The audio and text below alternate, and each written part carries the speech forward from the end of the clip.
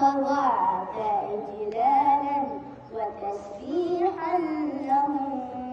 سبحانه رب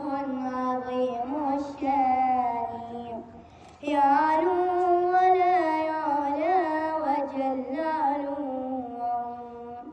وصفاته كملت بلا نقصان سلطانه باقا ويبقى ملكه هذا ويفنى كل ذي سلطان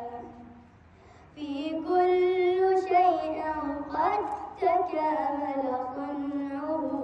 ذا محكم التنزيل خير بيان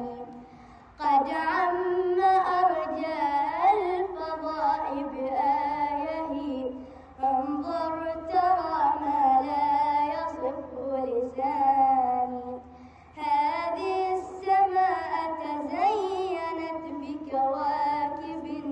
لجمالها رفعت بلا أركان